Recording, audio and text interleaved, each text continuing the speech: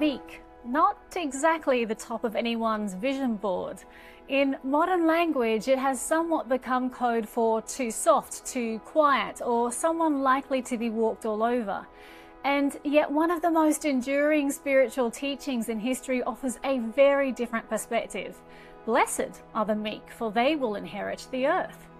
At first glance, that feels wildly unlikely. In a world that rewards dominance, control, and constant action, meekness appears to sit at the bottom of the hierarchy, misunderstood as frailty, passivity, or a lack of power.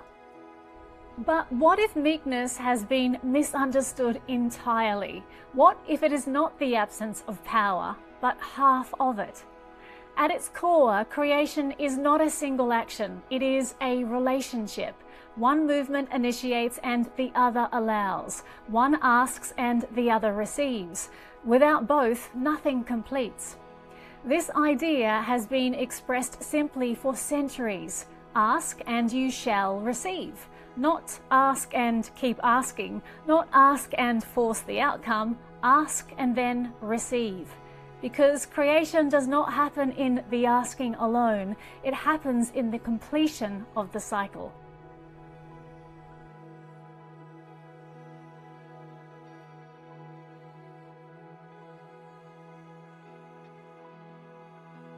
This is where many people unknowingly become stuck.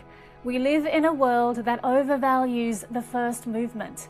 We are conditioned to strive, to push, to solve, to figure things out, to remain in a constant state of asking.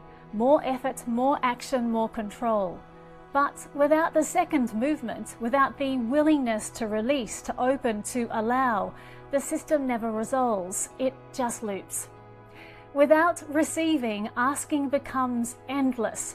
Problems are met with more effort. Effort creates more tension, and tension often produces more of the very thing we are trying to move beyond, thereby creating even bigger messes and untold destruction in its wake. World War III, anyone?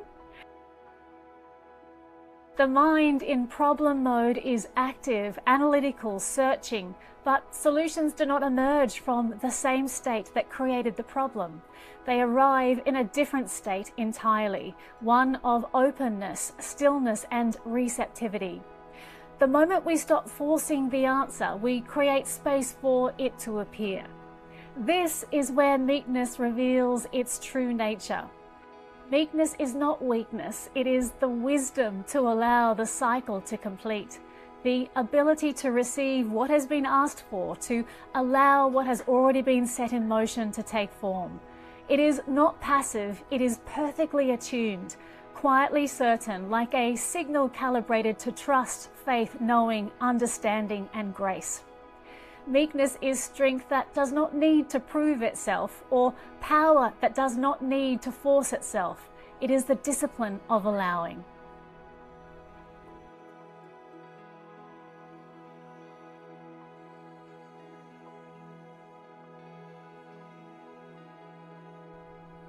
Across traditions, this dual movement has often been described as masculine and feminine energies, not as gender, but as universal principles. The masculine initiates while the feminine receives. The masculine sets intention while the feminine gives it form. These are not opposing forces, they are complementary. When they are in balance, creation flows. When one dominates, when action replaces receptivity, the system becomes strained. All asking, no receiving. All output, no integration.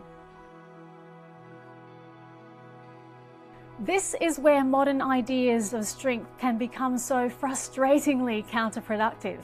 When power is defined purely as hardness, control, and constant motion, the receptive half of creation is completely lost. Effort therefore increases, but results do not, because the cycle is incomplete.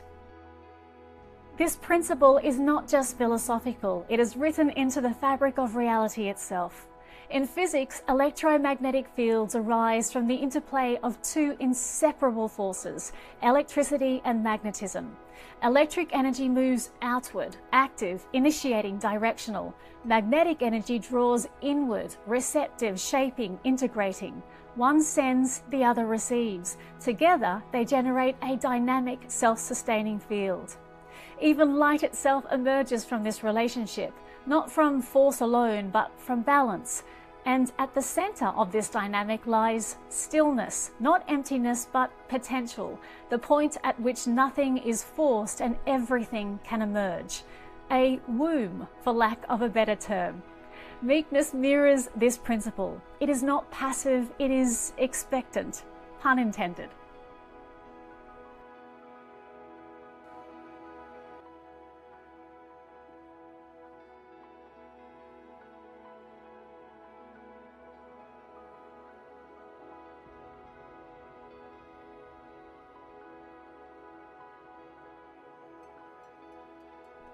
Historically, meekness was never seen as weakness. In many traditions, including warrior cultures like the samurai, it was understood as disciplined restraint. Not the inability to act, but the ability not to act unnecessarily. The one who can act but chooses not to without wisdom is the one most in control.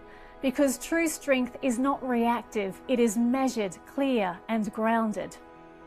So why is it exactly that the meek shall inherit the earth? Because it is human nature to ask, to want, to improve, to desire, to reach for something more. That movement, intention, asking is not the problem and will never not exist. It is absolutely part of creation itself. But asking alone does not complete the process.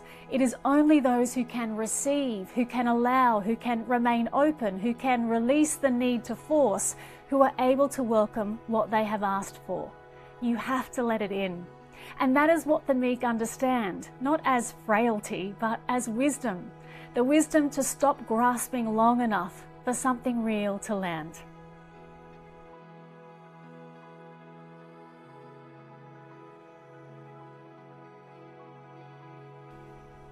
To live meekly is not to shrink, it is to remain open without becoming lost, to trust without becoming passive, to allow without becoming powerless.